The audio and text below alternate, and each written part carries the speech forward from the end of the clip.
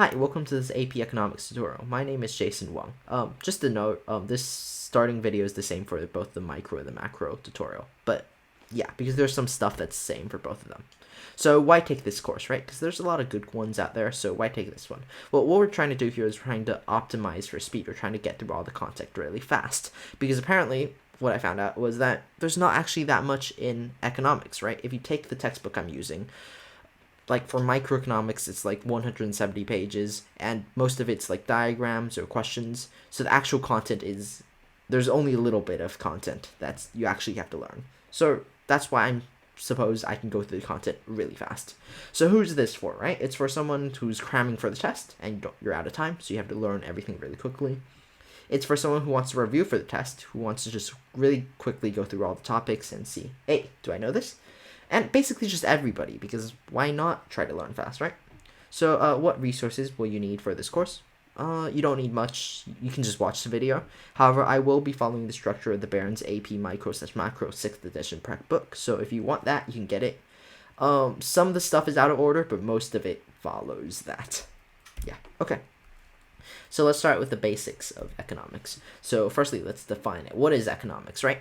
Now, economics is basically how scarce resources are distributed and used in a world where people have unlimited wants. So example of this is how you will use your time, which is scarce, for the many things you want to do, which is basically unlimited, right? Okay, so let's talk about the difference between macro and microeconomics. Now, macroeconomics is an economics on the large scale, on the scale of a nation, of a country, while microeconomics is economics on a small scale, on the scale of an individual, of a family, and of a firm. And now let's make a distinction between positive and normative economics. Now, positive economics is economics based on scientific method, based on scientific tests, while normative economics is based more on value judgments. And now some might think that positive economics is therefore the better form of economics. However, they're both important because at some point you will have to make a moral judgment when deciding on economic policy. So what are resources in terms of economics? Well, it's split into three categories. Resources can be land, which is physical land, as well as natural resources. It can be labor, which is just human productivity, and it can be capital, which is like equipment, machinery, or anything used basically in the production of something. And what is utility, right? Well, utility is basically just the amount of satisfaction a good or service provides to you. Okay, now let's talk about opportunity cost. Opportunity cost is what you give up to obtain something. So, let's talk about opportunity cost. Now, opportunity cost is what you give up to obtain something, right? So let me give you an example. You have 2 hours, and you can spend that time either playing outside with your friends, or you can watch this tutorial video, right? Now, let's say you went outside to play with your friends. Then the opportunity cost of that is watching this tutorial, right? Because that's what you've given up to play with your friends. So there's two equations to calculate opportunity cost. It's either opportunity cost of x equals change in y divided by change in x, or opportunity cost of x equals time for production of 1 unit of x divided by time for production of 1 unit of y. These equations should be pretty self-explanatory. Yeah, you can pause the video and think about them. But yeah, I think it should be pretty obvious. Like for the first one, it's because change of x is in the denominator because you want to search for the opportunity cost of a single item, right? And then change in y because that's what you've cost. It's cost you. And yeah, so just look through the equations. It should be pretty obvious. Okay. Now let's talk about the budget constraint, right? A budget constraint is basically the diagram that shows the combination of items you can get with a fixed budget. And now the slope of this, if you just look back at the equation here, actually fits in so that the slope of this line is the opportunity cost of whatever's on the x-axis. So for in this case, it's bus tickets, right? So that's just a quick way to find the opportunity cost if you're just looking at diagram. The slope is the opportunity cost of x. Okay, but yeah, basically it just shows you all the combinations of items you can get with a fixed budget. And actually, you can get anything within this curve, right? So you can also get something at like 4 bus tickets and 1 burger. You won't be spending all your money, but you can get it if you want to. Okay, now let's talk about the production possibility frontier and the law of increasing costs, right? And let's first define the law of increasing costs. The law of increasing costs basically states that the more of an item you produce, the higher the opportunity cost for it. And why is that? Well, if you think about it, some resources are just suited for producing something. For example, let's say you have human resources who like have practiced to be doctors. Now, if you force them to be an education worker and you force them to become a teacher, then they will be less effective at it. Therefore, you need more of them, and therefore there's a higher opportunity cost for it. So, therefore, when you're considering on a scale of a nation, which deals with productivity and production instead of money earlier here. Now, money is fixed, right? So, obviously, the line is just straight. But when you're talking about productivity and production, the law of increasing costs apply, and therefore, it's curved, and therefore, it's concave with it curving inwards at the edges. So, yeah, this demonstrates the law of increasing costs. So, what can cause this PPF to shift, right? And in economics, the shift means the movement of a curve. So what causes a country's PPF to shift inwards and outwards? Well, the first one is a change in the amount of resources, right? If I have more stuff in the nation that I can make stuff with, then obviously I can make more stuff, right? And the other thing is changes in the productivity and technology. If productivity increases, then, well, with a single unit of labor, I can produce more, and therefore production increases. And with technology can help aid in production and make it faster. So the same thing applies. Now let's talk about productive and allocative efficiency, right? Now, productive efficiency means that you're basically producing on the line of the PPF, meaning that all the resources of the society are being used fully. Remember earlier when we looked at this budget constraint, we mentioned that you can be at a point within the slope, within the curve, somewhere like 4-1, right? And you won't be using all your money, but that's a point you can be at. Well, if you're productively efficient, in terms of the PPF, you're using all your resources. So in the case of the budget constraint, it's basically analogous of using all your money, right? So that's point on A, B, C, D, or F. And actually, another definition you get for this is that you can't increase the production of one thing without decreasing the production of another. And allocative efficiency is basically how you allocate the production of stuff, right?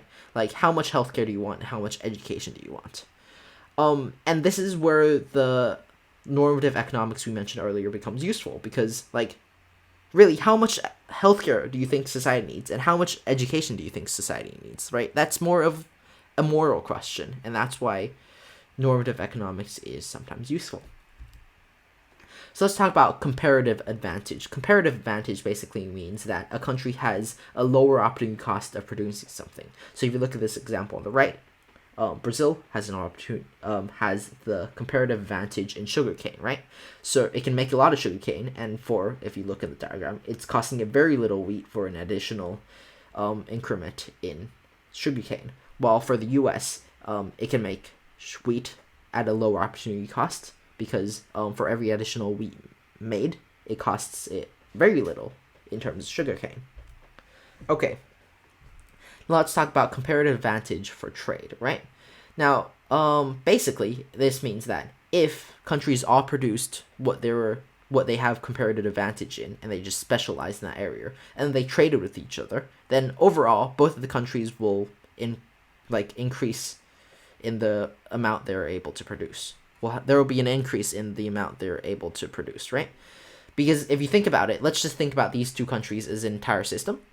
And what does comparative advantage mean, right? Comparative advantage means that with the same resources, you can produce more because there's a lower opportunity cost for something. So therefore, it's how the resources are being used. It's where the resources are being most efficient to produce the most items, right? So now, if more items are being produced, and then you find some way through trade to then distribute this back into each of the countries, then overall, what is produced for each of the countries is higher. And this makes sense, and this is basically comparative advantage with trade, right? So, yeah, that's finished. That's basically all the basic stuff you need to know for economics. Now let's talk about economic systems, which is systems that solve the issue of distribution of resources in a society. Now, when you're thinking about economic systems, you basically have two questions to ask, right? What are they trying to solve? These are the two questions they're trying to solve, right? Firstly, how much and what should be reduced? And secondly, who gets what and how much. Oh, this is why here. It's who. Okay. So, the command economy, right? The command economy is an economy where the government decides where and how much, what and how much is produced, as well as who gets how much. So basically, the government just decides everything. Now, the advantage of this is that ideally, if the government was like perfect at its job and it made sure that all the values of what should be produced and who gets what was perfect, then there would be equality, right? Because it could make sure that everybody had the same amount of stuff and they worked just as hard. The disadvantage of this is that that's basically impossible because it's a really large job to undertake, and if any like bad decisions will have like really bad effects, right? Let's say the government decides that less food should be produced. Well, if it turns out more food actually is being needed, then the people will starve, right? Because there's no food there. Okay. Now let's talk about capitalism. Now, capitalism is an economic system where supply and demand determines the price and quantity of products. So basically, instead of the government deciding, it's allowing the free market to coordinate. And now, there's many advantages of this. Firstly, it's a decentralized system, so you don't need the government doing the tedious job of deciding. The market will just do it on its own. And secondly, the invisible hand ensures allocative efficiency in perfectly competitive market. Now, the invisible hand basically is just like the way the market works, right? Basically, it's an idea that in a free market, everybody's selfish decision works together to make a good decision in terms of allocation. Now, so the invisible hand ensures allocative efficiency. That means that in perfectly competitive markets, it achieves that job which we mentioned here, allocative efficiency. How much healthcare should the society get, and how much does the society spend on healthcare, and how much does the society spend on education? That is decided through the markets. And now you have some disadvantages, which is that not all markets are perfectly competitive. And you'll see that if you're taking microeconomics, and in later lessons we'll analyze perfectly competitive markets. Now let's look at mixed economy. And this is where most countries are. Actually, basically all of countries are, right? It's somewhere in between command economy and capitalism. And why? Because all of these have flaws, right? And so let's say you have a command economy, it's basically impossible. And let's say you have capitalism. Well, not all markets are completely perfectly competitive, so you still need a bit of command of the government to intervene in the markets and solve the issues in terms of markets that are not perfectly competitive, such as a monopoly, right? And later on, you'll see other ways in which the government intervenes, such as a price control. You'll see that in 5 minutes. Okay, so let's talk about the circular flow diagram. This is basically a diagram that shows how money and resources flow between the household and the firms through these markets. I think it's pretty self-explanatory. The household gives resources to the market for resources, and then the firms take that and they produce something, and therefore they put it into the markets for goods and services, which goes back to the household, right?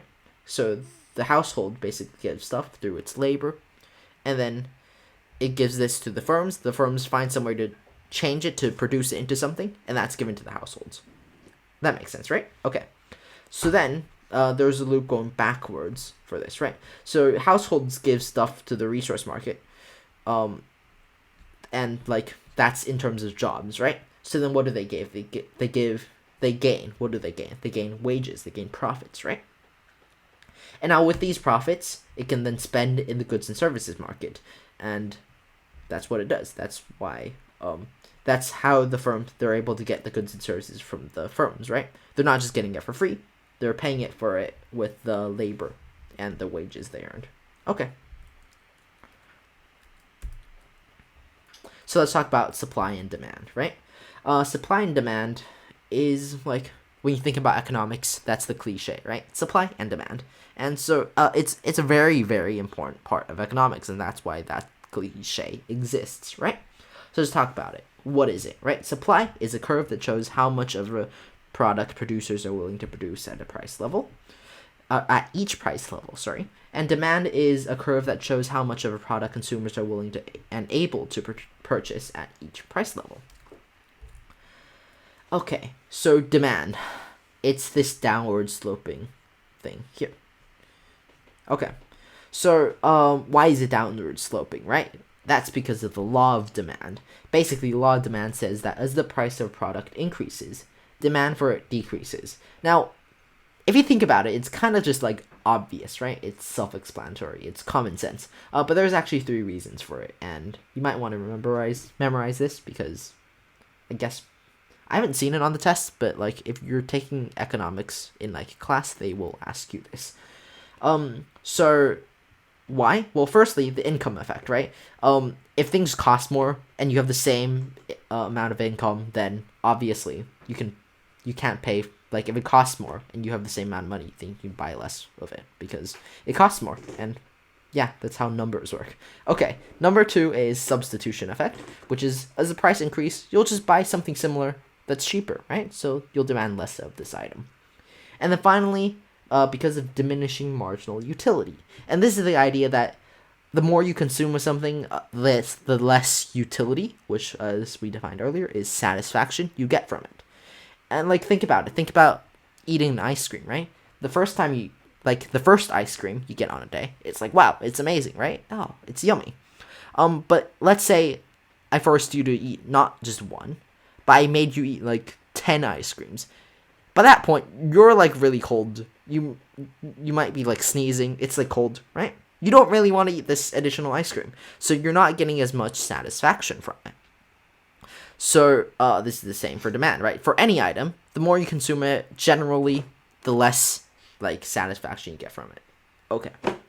So therefore, this is why the demand curve slopes downwards. And now let's talk about shifts in demand, right? Because earlier we focused on shifts in the PPF, but in economics we're always focused on how curves shift. So this is how demand shifts. And this can be memorized with the acronym SPICES, remember, with 2 above the P, because there's 2 of them. And this was from the Barron's textbook, by the way. If you got that, it's also in there. Okay, so let's analyze every part of this acronym, right? Firstly, S, it's substitute goods, right?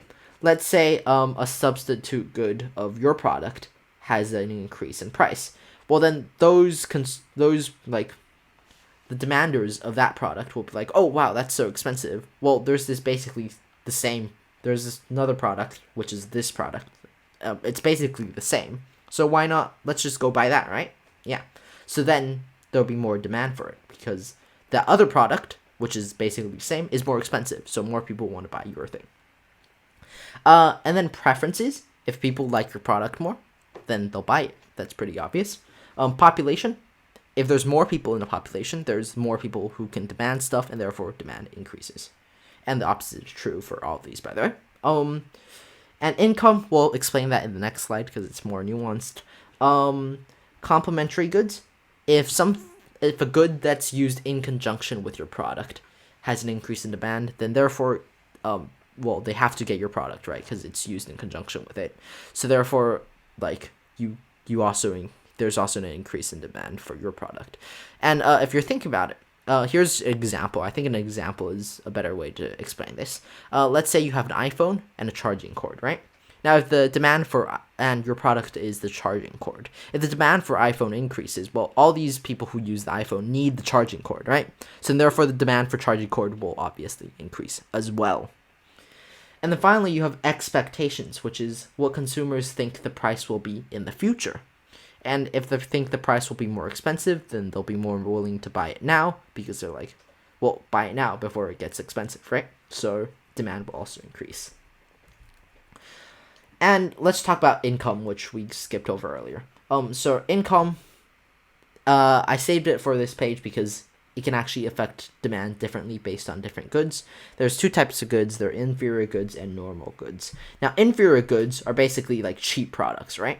And when incomes increases, they actually lose demand for it because, well, it's cheap, right? If you earn more money, well, you now have money, and you wouldn't buy the cheap product. You'd buy the more expensive, the more like the better product, the more quality product, basically. And there's the normal goods, which increase in demand as income increase, because people can basically just buy more of it. So inferior goods are basically just terrible products. You get it because you don't have the money to pay for the normal product, the good product, right? So you'd buy that. But once you get more money, you'd be like, well, I don't want this. I'll get the more expensive one. Basically, it's that. Okay. So supply, right? We look demand. Let's look at supply. So supply follows the law of supply. As the price of a product increases, supply for it increases. So therefore, supply slopes upwards. And unlike demand, there's no 3 points that explain it, because it's very obvious, and that's the reason. When the price is higher, firms can earn more money, right? So obviously they want to produce more. That's basically it. And yeah.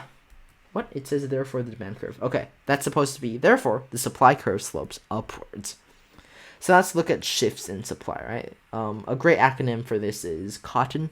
That's also got from the textbook. So it should be in there if you have the textbook. And so let's look at each of them, right? Cost of input. If it costs you more to produce, then you'll produce less of it, obviously. Others goods prices. Let's say a firm is producing two products. It's producing a charging cord, and it's producing a phone case. Now suddenly the phone case is actually earning it more money. Then the firm will spend more of its production and time and productivity towards making the phone case instead of your charging cord, and therefore it's going to decrease its supply in charging cord and put more towards the phone cases, right? So that will affect the supply of charging cords. It will decrease. Let's talk about taxes and subsidies, right? Taxes basically means the higher cost of production, as we saw earlier. And if it costs more to produce an item, the firm will produce less of it. And the opposite is true for subsidies. It means a lower cost of production, and therefore they'll produce more. Let's talk about technology, right? Technology can influence productivity, and therefore if people are more productive, then the supply will obviously increase, because with the same amount of people, they can make more. Let's talk about expectations, right? If a firm expects that in the future it'll earn more money from a product, the prices will go up, then it might want to sell less now and sell more in the future. However, it expects that the price will decrease, then, sell now, right? Sell quickly. Sell as much as possible. And finally, it's the number of sellers, right? If more people are selling an item, then obviously the supply of it is higher, because more people are producing it. Okay, now finally, it's just a bit of semantics regarding supply and demand. There is a distinction to be made between demand and quantity demanded, and supply and quantity supplied. Quantity demanded means the amount of demand at a specific price level, so it's a number, while demand itself is just the line, the curve, right? And the same thing applies for supply. And just to show you, this is demand, this is supply, but quantity supplied would be at $1.8, and the quantity supplied would be whatever value is this, some 690, right? Somewhere there. So it's a specific value for quantity, and while demand is just the curve. Okay. Now let's talk about markets. Markets is basically where you put the supply and demand curve together, and that's the market. And where the supply curve and demand curve meet, that's equilibrium, and that's where the suppliers and demanders both agree that that's the best point of production, right? Because the suppliers are happy and the demanders are happy, and therefore obviously that's where production is going to happen. And that's basically how the market gives allocative efficiency, right? Because it always finds the point where suppliers and demanders are happy. And so, as I said, shifts are very important in economics, and therefore we're going to study how the shift moves the equilibrium. And so there will be a lot of questions on this. It's supply shifted to the right. How is the equilibrium affected? Or I think it's less of that and more of something happened, and then you decide whether the supply moves to the left or right with the acronyms we described earlier. And then you kind of like explain whether the equilibrium moves the right to the left, does price increase, does quantity decrease, right? And some textbooks think it's great that there's a diagram to memorize, which is like supply moves to the right, does what happens to the equilibrium. However, I think it's more productive to just draw the graph out, right?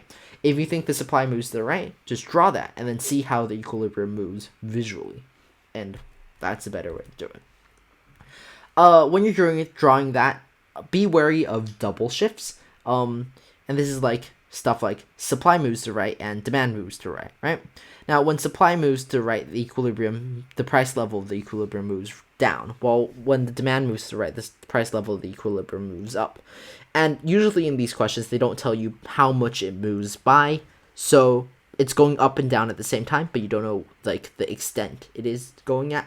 So perhaps it's moving up more and down less. Then the equilibrium price would go up. However, it's moving down more and up less, than the equilibrium price will go down. So basically, the price level, you can say here, is just undetermined, right? Or undefined. Let's talk about shortages and surpluses. Now, let's say, like, for some reason, the market is producing at a price that's not at the equilibrium. And later on, we'll talk about how that happens. Let's say it's producing at $1.2. And that will result in a shortage, right? Because at that price level, people are demanding more than is being supplied. So there's a shortage in the amount of products being produced. Well, at 1.8, there's more being supplied than there's more than demanded, right? So there's going to be excess amounts of stuff there. So there's going to be a surplus. So in both these situations, if the market is allowed to be be normal and without intervention from the government, then usually you'll just return back to the equilibrium. However, this brings up to price controls, which is government intervention. And these are government laws that basically set how high or how low a price can get. And that's price ceilings and price floors. Now, price ceilings basically limit how high prices can get. And they're only useful when they're below the equilibrium, because if it's above the equilibrium stays where it is and nothing happens, right? But when it's below the equilibrium is now forced downwards, is forced to where the price ceiling is set at, because, well, if it's at the original point, it'd be against the law, and the people involved will go to jail or be fined or something. So the equilibrium has to go down to where the price ceiling is. And therefore, this leads to the situation we mentioned earlier at 1.2. And therefore, there's just excess demand, right? So there's a shortage. So you can remember this. A price ceiling below the equilibrium results in a shortage. And you have a price floor, which is basically a limit on how low the price can get. And this is obviously only effective above the equilibrium, because if it's below it, then nothing happens. But then if it's above it, then the price level has to go upwards. And therefore, there's an excess in supply, right? As we mentioned earlier. And that's basically it. The next section is elasticity. And that's for microeconomics. If you're macro, it's a different thing. So this is basically all the topics for basic economics that applies to both micro and macro. So then see you later, and see you in your individual courses. Have a good day.